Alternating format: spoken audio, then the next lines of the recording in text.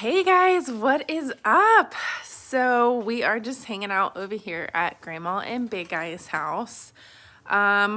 We technically live in two separate houses, but we're kind of like one big family unit. I mean, I'm a single mom, kids are out of school, they're helping me babysit Cadell.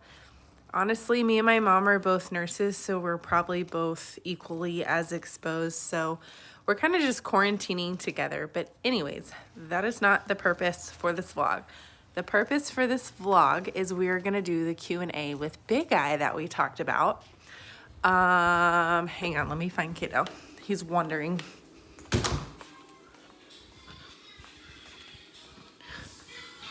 Oh, he's going to the bathroom.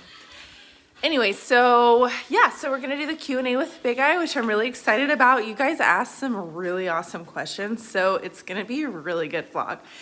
But first, I just kind of wanted to comment and say that I did not really get a chance to say Happy World Autism Day. Is that what it was? Autism Awareness Day?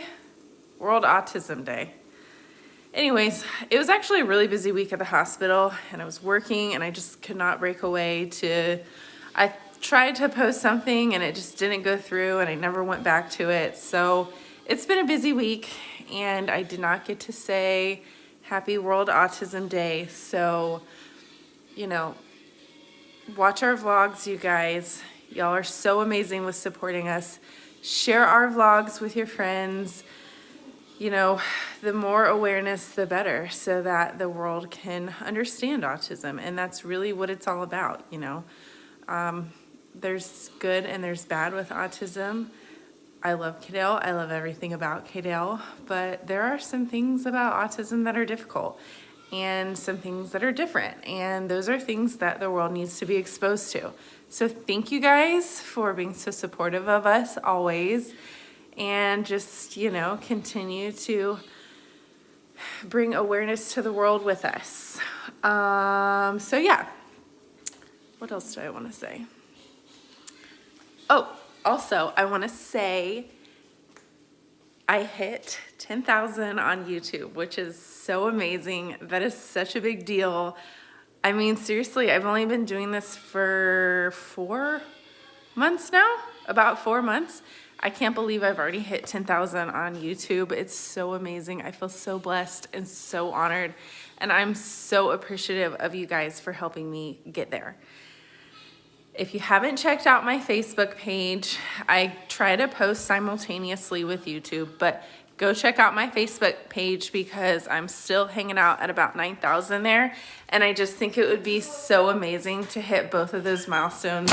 Oh, he wants his privacy. Never mind. But yeah, I think it would be really cool to hit both of those milestones together. So if you haven't, go check out my Facebook page. I always link it in my YouTube videos. So, you know, I really love you guys. I appreciate you guys. But without any further ado, we will get on to today's vlog and the Q&A with Big Guy. I'm so excited. Hey guys, thank you so much for joining us. So the much anticipated Big Guy question and answer. I got a lot of really good feedback from you guys. I was thinking about just coming up with my own interview questions, but I decided to reach out to you guys and see if you had anything specifically that you wanted me to ask him. And it turns out you had a lot of specific things you wanted me to ask him. So that's all we're gonna do is just a Q&A from you guys, from YouTube and Facebook. So first and foremost, a question that I get asked all the time, I mean on a daily basis, is how did we come up with the name Big Guy? And the simple answer to that is that we did not. Cadell came up with that. And we have no idea where it came from, no clue what possessed him to come up with the name Big Guy, but he just did and we went with it and that's what he's been called ever since. Okay, so that was the most common question, which I thought we would just clear it up for those of y'all who don't know. Moving on, this is probably gonna be a really long vlog because we have a lot of really specific questions that you guys have asked. So here is a kind of a common question that I noticed more than once. So from Dana, Big Guy, what is your favorite thing to do with Cadell? Oh my gosh. It's hard to even pick one thing. I like being outdoors with Cadell. Cadell loves outdoors, and I like it when we're just going to like Lake Skillet, hiking, walking, going on really long walks, or he's climbing in trees. That's when he's at his most at ease, and he's his most himself. Okay, so this one is from Sarah. This is a really good question. It's actually a 3-part question. So the first part of Sarah's question is, what has Cadell taught Big Guy?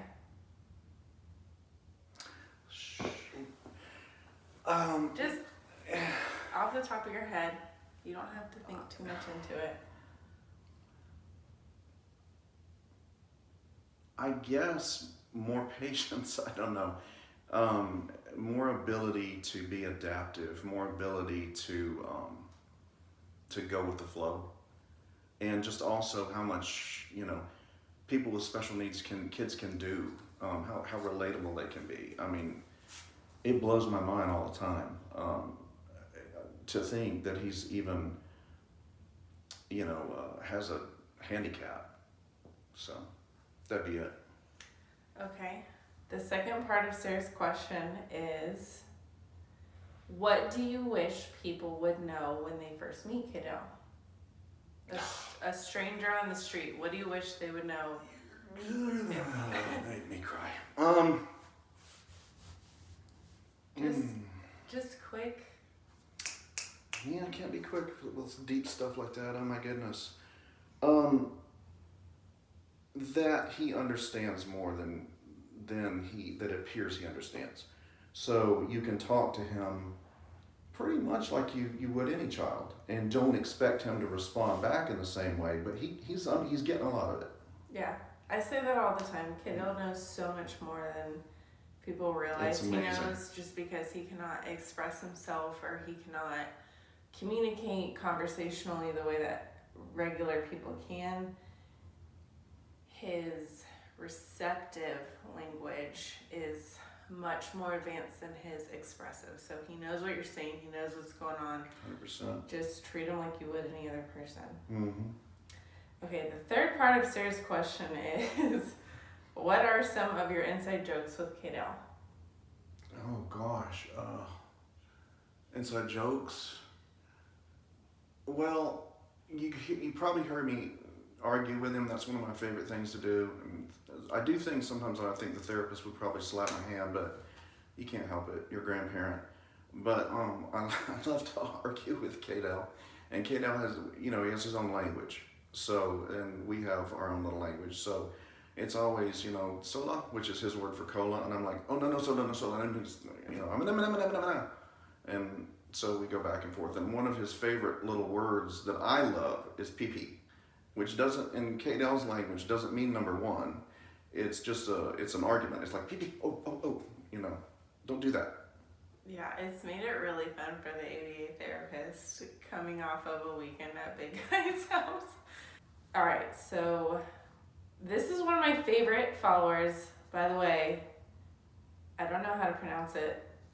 Marjan, from the Netherlands. I love you and your husband. Y'all are always really supportive, really sweet. One of my favorite subscribers. She had a question, actually a couple. One of them is, how did Big Guy cope? Well, this is kind of deep. How did Big Guy cope with Cadell's diagnosis of autism? Oh, jeez. See, I've had this, and this is a crying towel, by the way, because I've watched Asa, and I've learned that you need to hide ugly cry face. How did I cope with it? Ooh. I must say one of the most impressive videos that Kaitlyn has done, which was so on point, and I never would have even thought of it, were the stages of grief that you go through. And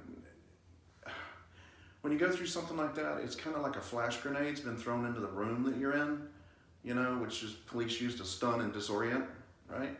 When they're rushing in.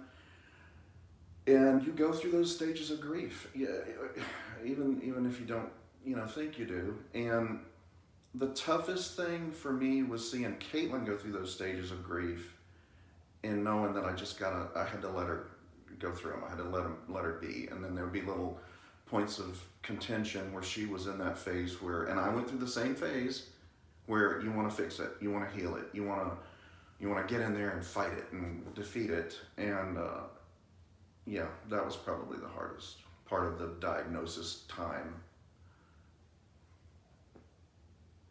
Okay, well, the second part of Mary Jan's question is, well, she says, she has a couple questions. She says, did you have any times of grief after Cadell was diagnosed? You just answered that. 100%. If so, how did you overcome this? Time and getting to know that little boy. Wow.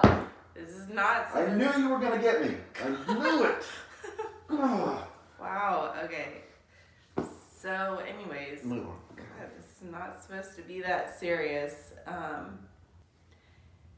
Anytime your kid's diagnosed, it's going to be a shock to your whole ecosystem and your whole homeostasis of life. It just takes time to kind of cope and learn your way to get through that. The best thing, though, is when you realize what they're capable of, like I've already alluded to, and all the relatability and all the fun that you're going to have. And yeah, you're going to have challenges. And I wish you had started this. I wish you had been able to do this sooner so that they could really see the circus of the younger years. Because Cadell now is so much more finished. Cadell is so much easier than he was then. Yeah. But that's also a testament to his ABA and years and years and years of therapy. And getting on it soon. Getting on it very soon. He's hard now. Like, he's really hard now. But he was even harder when he was younger. So he's doing better. Yeah, he's doing much better now. He's understanding more. He's used to things now. So it just takes time and patience and ABA.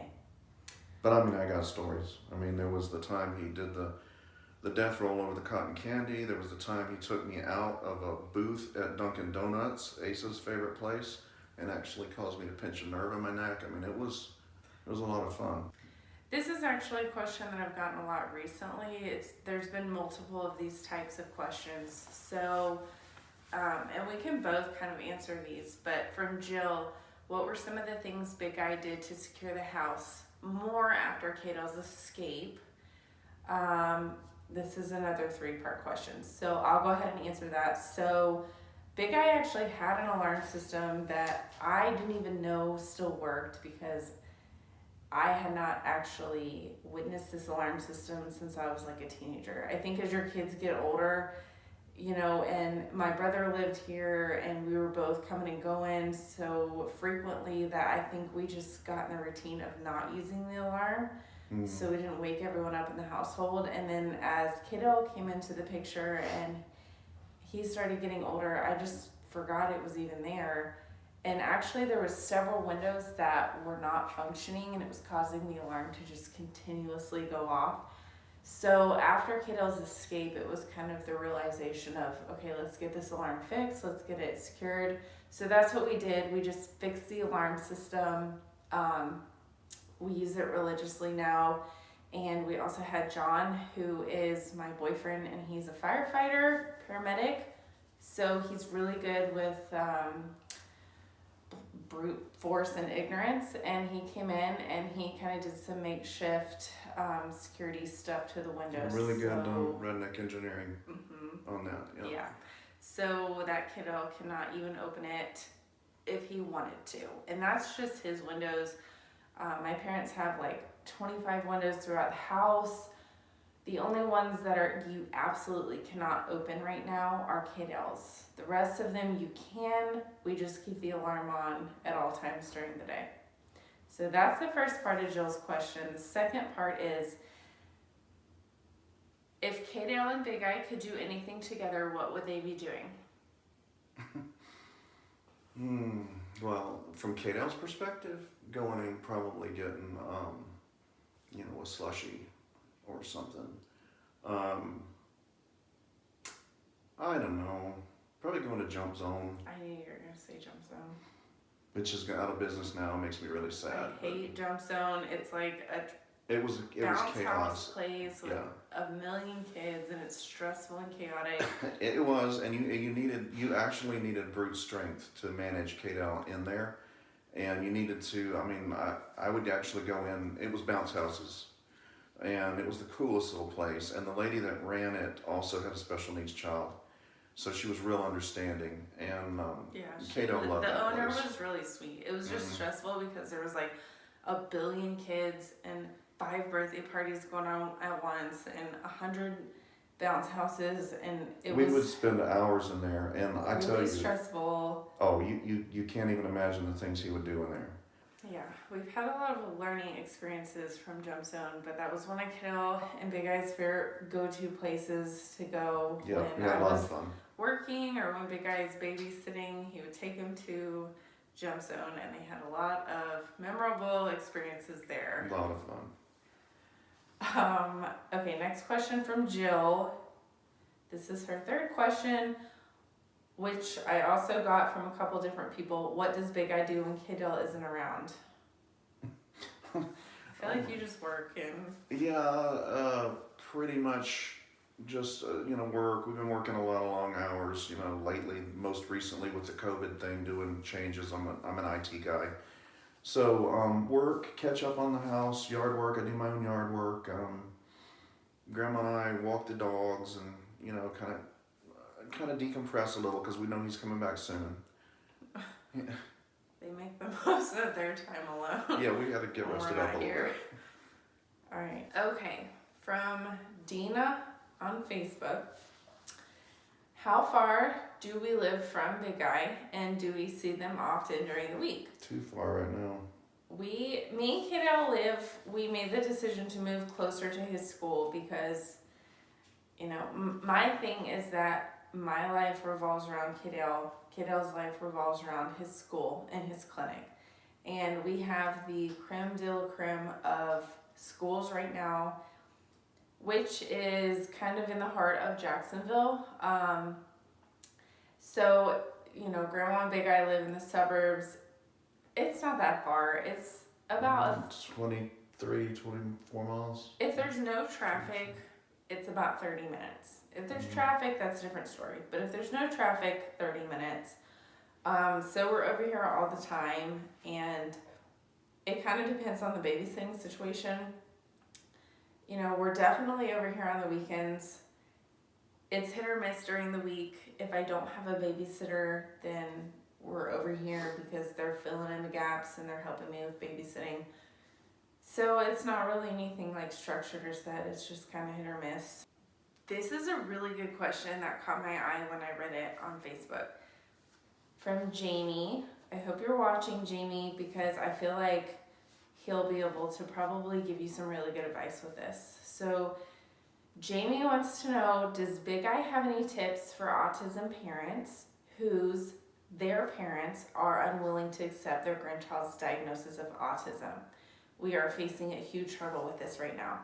And this is kind of interesting because I was talking with some of my other autism friends from the Autism Blog Squad, and they were saying that they've met a lot of people from different cultures, and it's kind of hard for us to relate to grandparents not accepting neurodiversity and different diagnoses and things like that, but there is apparently a big cultural stigma with autism, and it's almost kind of something that's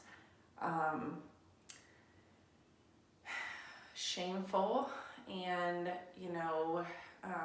something that is kept in the dark, kept hush-hush. It's seen as a weakness, things like that. So I don't know if this is the specific situation with you, Jamie, or maybe your parents are just having a hard time going through the grieving process like we were talking about earlier. If it's no, but yeah. I'll let you answer from a grandparent's perspective. Any other information how old the child is or the level? It just says that their grandparents are unwilling to accept the diagnosis of Well, autism? I'm thinking either it's probably real young because these days they're getting that diagnosis young, and that's sometimes controversial. You'll meet people when your child is say 2 years old and been diagnosed. They'll say, "Oh, that's too young. You couldn't possibly know that now. Your child might be completely normal," and they're usually trying to be supportive. Really, but that's not true at all. And the sooner you can get your child in therapy, the better. So, and that made a huge difference with Cadell. He got an early diagnosis, and boom, she was on it. Her and her mom were both nurses, researching, bam, bam, bam. Had him in some good ABA from day one. So I'm thinking maybe the case is maybe it's early and they just need more time. Maybe your child is young and they think it's too young to get that diagnosis. Again, in time they'll figure it out. I mean, it'll become obvious. So it really is mostly just going to be patience and time. Or I'm thinking, maybe your child is high functioning, and that's something that I've noticed even within the vlog squad. All these kids are so different, and that's what's so cool here, is because there's a little something that hopefully everyone can relate to. Single parent, young parents with Lauren. Ella to me seems like she functions pretty high. There's all different levels with that, and sometimes when they function higher, and it's a little bit harder to just, brain dead pick it up. With Cadell, I mean, you'd have to really have a problem to not know that he's autistic. If your child is more high functioning, then it gets a little bit more into a debate area, and the only thing you can really do is be patient, educate, and in time they'll figure it out. They'll get it in time when they're around the child. If the diagnosis is new, if the child is high functioning, and maybe they're resisting that, oh, you just need to discipline more, there's nothing different, and blah, blah. They'll figure it out eventually. Just continue to patiently educate and let time do it. I think that's about the best you can do. And another quick thing, real quick, is just, I think it helps to kind of one thing that I take a lot of pride in is, my channel and my Autism Vlog Squad channel, Fathering Autism, Lauren Brazy, the We family, is we're all very relatable people, and we're all very what you see is what you get. So I think maybe just showing your parents, Jamie, our channels and showing them our kids, help a lot. Then they can see, oh, these kids are like my grandkids. And they see grandparents relating and getting it and being a part of it, and slowly but surely it'll sink in. Yeah, and they see oh, these kids are doing these things and they're autistic. Maybe my grandkid is autistic. Maybe this is a real thing. So yeah, maybe just showing them a different family's perspective of autism might help. I hope that helps. I don't know if that helped or not, but hopefully it does. Okay, so one last question that I got from Facebook, which I guess is directed towards both of us. It's not really specific towards Big Eye. And I will be happy to answer this question. It says, when Cadell gets too big, too strong to handle, will you consider a group home for him? And the answer to that question is 100% no, absolutely not. That is not in the foreseeable future for Cadell. He has the capability to become gigantic because we have a lot of big Southern genes in our family. He's biracial, he's very athletic, he's very strong. He's going to become a force to be reckoned with. Yeah. However, a group home is 100% not an option. And I'm not bashing group homes. I know there's a lot of really good group homes out there, just like there's a lot of good, schools and clinics and things like that. But that is just not something that I want for Cadell.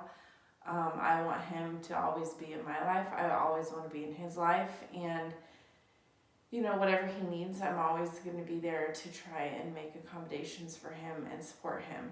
And that's not me being oblivious or ignorant. He has a lot of aggressive tendencies right now, and he is 8 and 70 pounds. So I know when he's 170 pounds or 270 pounds, it's going to be a different story. But just as we've always done, we'll cross those bridges when we get to them. Another thing that I've kind of have come to terms with and really realized the power of in the last year, I guess, is the power of medication management. And I always wanted to save that as a last resort and an absolute desperate measure. But I think that's a stigma that I had in my own head that I didn't want to do. And that's absolutely silly and ridiculous, because rather than watch him suffer and struggle and go through all this, why not just give him some medicine that helps him? He's been on Prozac for about 6 months now, and he's a completely different kid. I mean, he still has a lot of like snapping moments to where he'll just snap and go red is what we call it, but it's few and far between.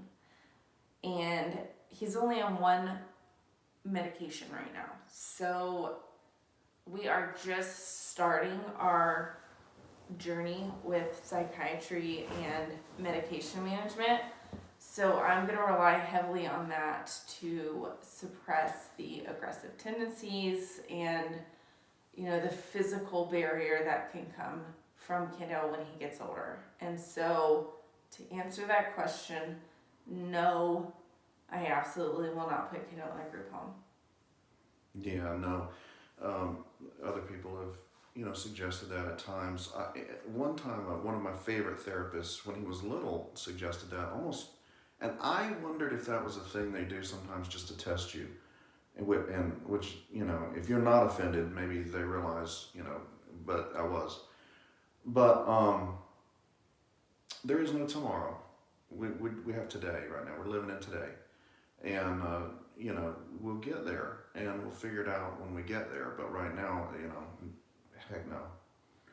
heck no. And, you know, that we could talk about his aggression and his size. One thing about Cadell that I say often is I've met a good number of autistic kids. You know, I've gone to little events in his classes when Kaitlyn couldn't, and JSA a little bit. I have never seen a child as physically athletic and with the level of autism that he has. So it is a challenge because his physical ability is just way outrunning his mental delays. And I don't even think, sometimes I listen to her vlogs and I think about how, you know, some of the wrestling and the physical is with him. You know, I'm way overweight right now, but I'm 220 pounds, so it doesn't bother me as much.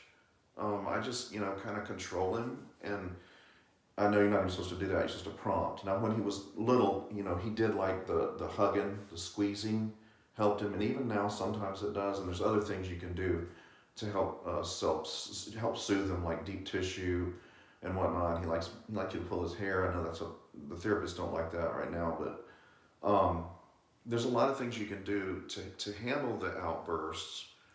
But it is concerning because I think, didn't a doctor say he might be 6'5"? When he was younger, yeah, they predicted him to be about 6'5", 6'6". So yeah, he's going to be a whopper, and his athleticism is amazing. But you know, we just have no idea what that point in the future is going to bring. I mean, what kind of progress Cadell may have. He may just start taking off and running, and yeah, you know. And he's intelligent. He's so intelligent. He is. The older he gets, the more in tune he gets with his intelligence and just like relationships and his social deficits. I feel like he's gaining a lot with his social delays, and he's starting to understand like the dynamics of relationships and the dynamics of communication, and he's listening so much better when I give him directions, when I tell him to do stuff. When he snaps, it is an outer body experience. When he snaps, it is a true meltdown and it's out of his control. It's not just a temper tantrum at that point. It is not Cadell, it is Cadell's autism at that point. And that's when you just kind of have to rely on like your PCI training, which you know, I get through my job because I work in an emergency room and we deal with a lot of Baker Acts and things like that. I also get because I go to a lot of parent training at Cadell's school. So you kind of have to rely on your de-escalation methods that you're taught, but I don't foresee any of that in Cadell's future. You know, I mean, like I said, we'll cross bridges when we get to them, but all in all, no, he's not going to go to a group home. So moving on, this is the last thought from Facebook friends, and we'll go on to YouTube next because I reached out to both forms of social media. But from Facebook, this is probably my number one favorite subscriber. I know I don't need to have favorites, but I really love Marie. Marie Barrett is always like so supportive and so sweet and so just amazing. Okay, so this is from Marie. Mm-hmm. Love your relationship with both Kaitlyn and Cadell. It is so obvious that you adore both of them and that your beautiful wife does also. Mm-hmm. No question, just a huge thank you to both of you for being wonderful, loving, caring, supportive, accepting parents and grandparents who enhance Kaitlyn and Cadell's life. I really love Marie. She's just always amazing to us. All right. So moving on from Facebook, from our YouTube followers, Diana asked, what is the most unexpected positive thing he has found from having a grandchild with autism? Unexpected positive thing. Oh my goodness, give me a moment.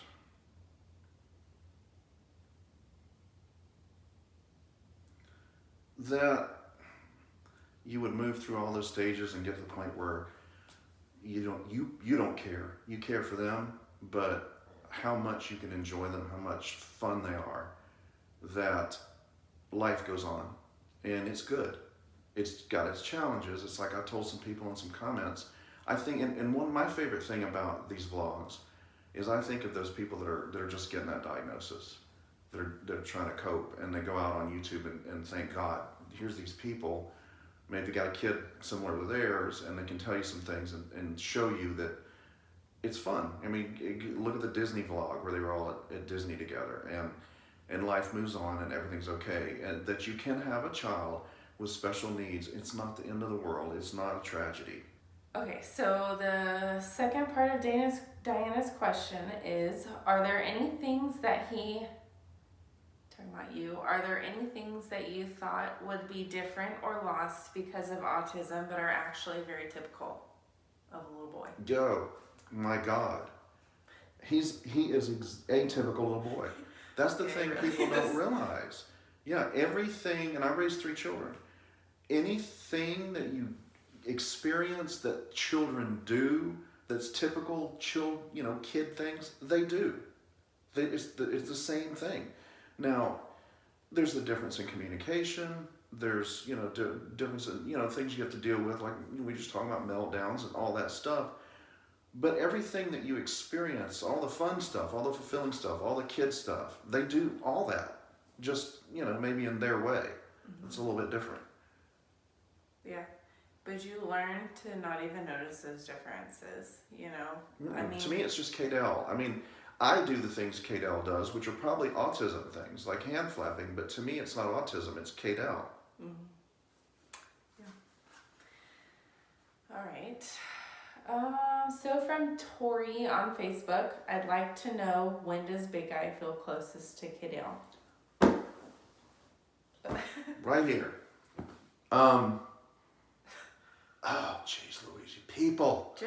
You are just boring right into my heart.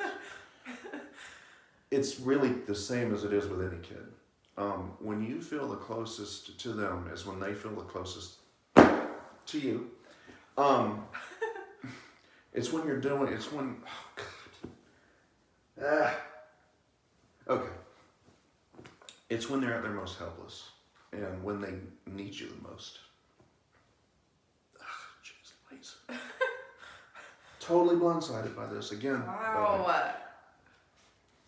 But yeah, like when you're giving them a bath, you're drying them off, and when they need their diaper changed when they're not potty trained, they know they need you there at the most personal and helpless level. And that's when you feel the closest. Ah, jeez. Or I got a real good story about that too if I could get it out, but I don't think I could. All right, well, while you're getting it together, and I think, sometimes for me and Cadell, I feel close as just, I think it's like an unspoken relationship or an unspoken bond when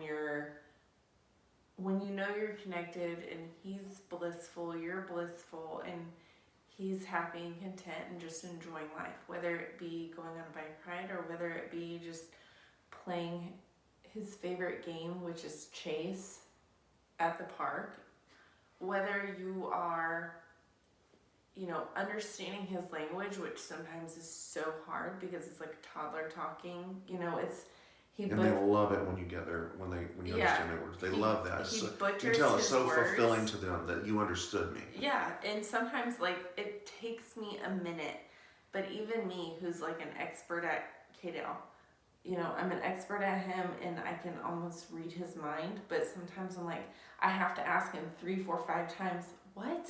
Like, what do you... And then finally it clicks, and when it clicks, his eyes just get so big, and he's like, yes, you understand me. And usually it's just something simple, like him wanting me to sing his favorite song, or whatever. But I think for me, that's when I feel closest to Kendall, is when we're clicking, and we're vibing, and we're speaking the same language, even though it's not English. All right, finish your story. Oh my gosh, you actually want me to tell that? Oh, I'll never get it out. Oh, gee, I thought I was over. Oh, I'll never get that out. Jeez Louise, it's really good. Well, and it played right off to what she was saying. I'm going to have to tell it like this. Is that all right? Oh my gosh, just go. Oh, it's hot in here. For the longest time, Cadell would go around, oh, jeez, I'll never get this out.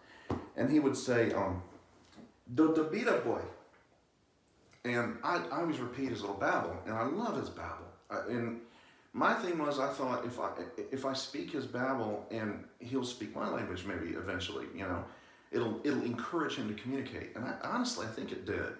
One of Cadell's favorite games to do is he'll go pow, and he wants you to repeat it and go pow, and then he'll go tay, and he wants you to repeat it, and it just laughs. He loves that. But he would go around saying, the beta boy. Oh, this is tough. Well, one day I finally figured out what he was saying.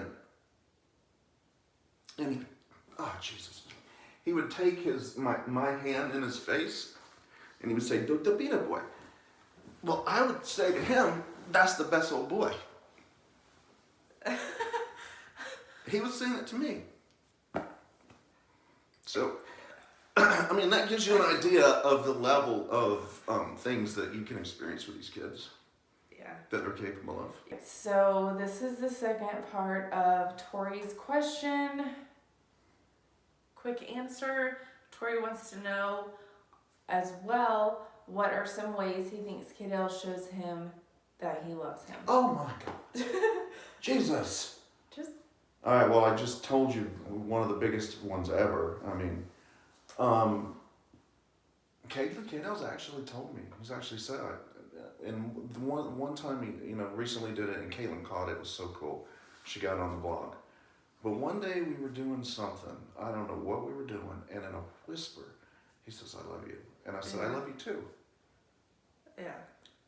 He's very loving. He's very affectionate. But you gotta really catch. You gotta be good at nonverbal communication. Like what little glances mean. Oh my God, that. Mm-hmm. And then you gotta listen for hushed whispers, because when you're not good at something, you don't want to do it. I suck at basketball, so I absolutely hate that now because I can't do it.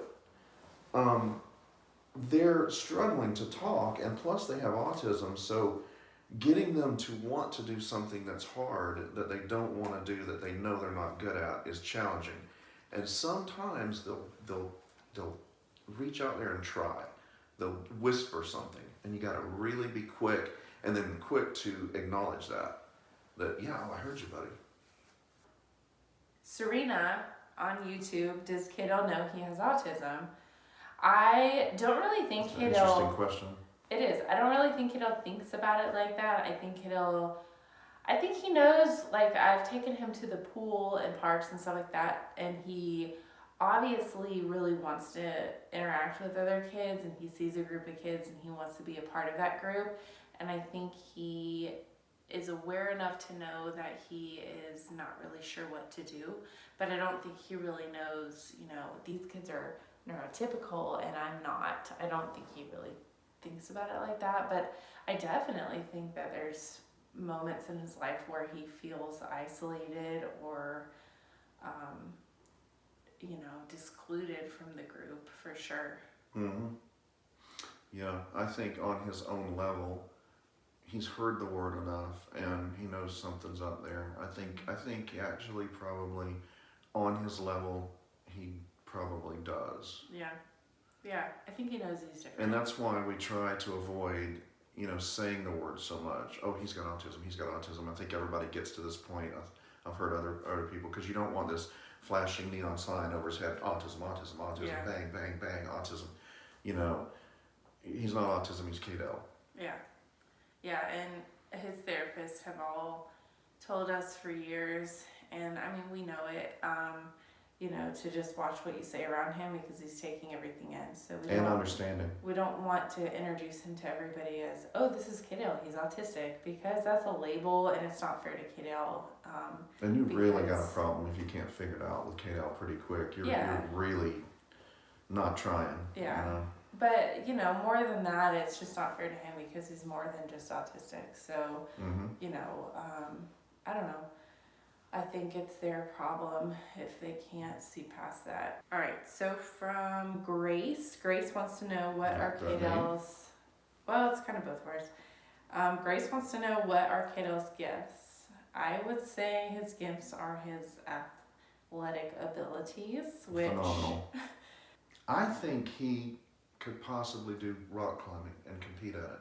I think individual sports, I think he could be really good at. Team sports is kind of a little bit too complex for him right now, but individual sports, I think he could really if we put him in Special Olympics or something, legit, I think he could clean it up. I think if you could focus, get him to focus and understand, run around here or whatever. So from Sadie, real quick lightning round.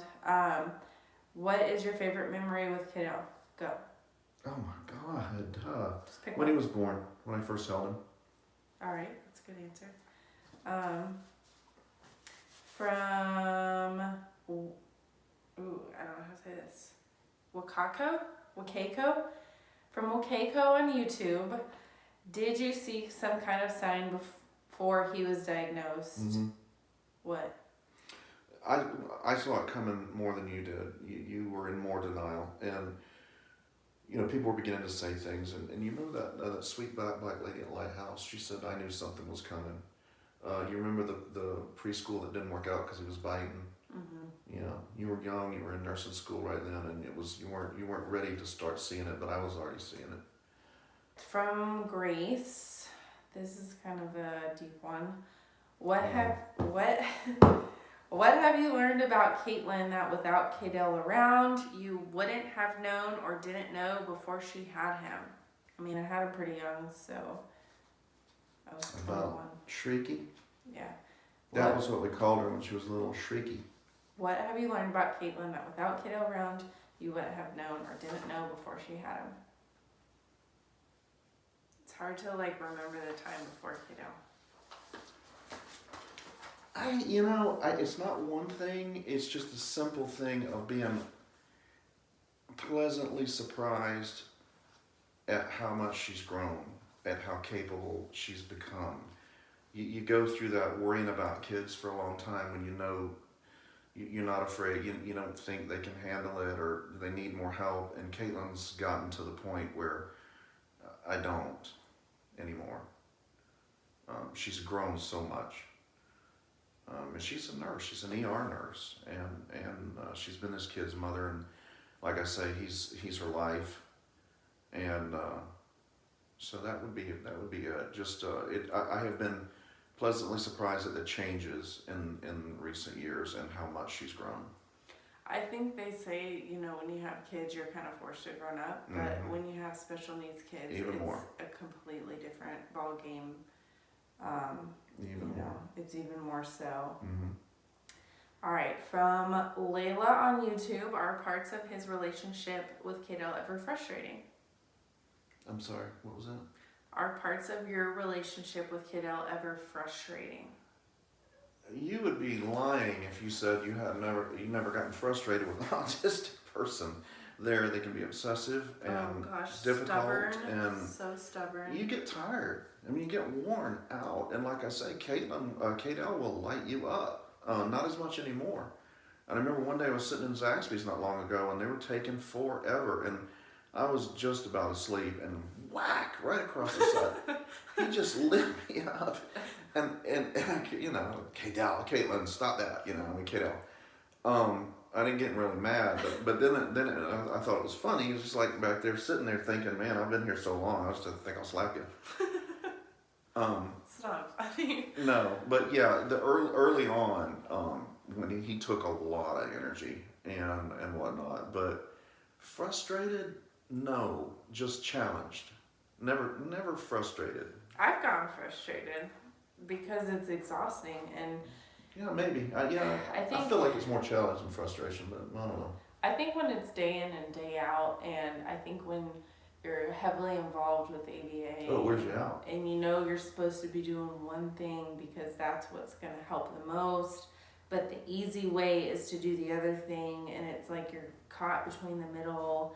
I think that is frustrating because their stubbornness will out-stubborn you any day, so it gets frustrating after, you know, day in and day out. It definitely gets frustrating. I get frustrated all the time, but you just kind of have to, you just kind of have to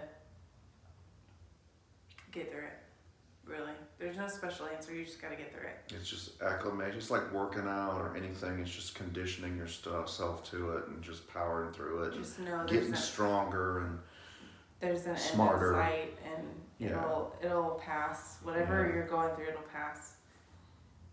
And reach out, man. Get help. And hopefully you've got family that can help if you need it. The fact that this vlog squad has networked to help each other and then to reach out and help other people, I think is awesome. That excites me. And it makes me think, I mean, that just needs organically to grow and grow. You know, the more you can network with people that can help you, find other people who are autistic, support groups, and get together and talk about it, and get together and do things. Because when you're together with other people that are autistic, have autistic children, you don't hear the sounds they're making. They bounce right off you, And that's like Lauren was talking with her mom, find your tribe.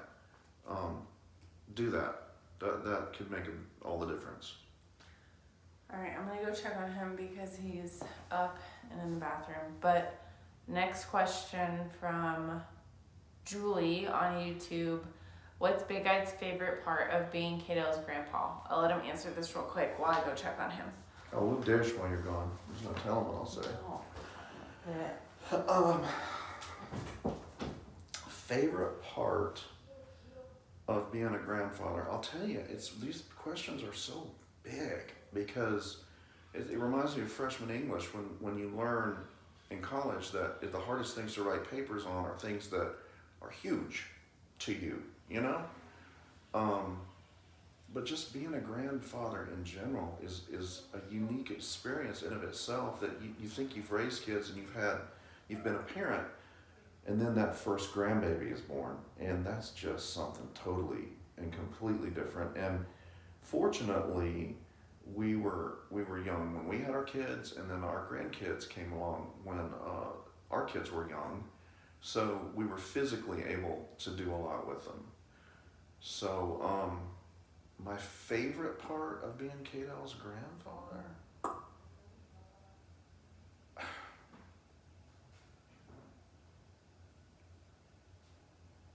know if I can distill it into a favorite part, honestly.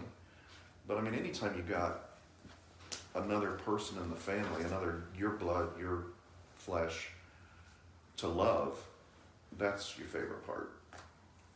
All right, and from Megan, also, how does he feel about, I think we already answered this, but how does he feel about taking Cadell on adventures? Does he feel safe and knowledgeable enough about his own autistic behaviors and so on? 100%. 100%. And, you know, when Cadell was a little baby, before we knew he had autism, I would put him in the chariot, you know, the things you put behind a bike. We'd go all over this island. I'd take him to the pool when he was so little that I'd have to put beach towels around him to prop him up, to sit up, and then feed him his little peanut butter jelly bites. So, yeah, I'm 100% love adventures with Cadell. But that's it. That's it for all of our questions.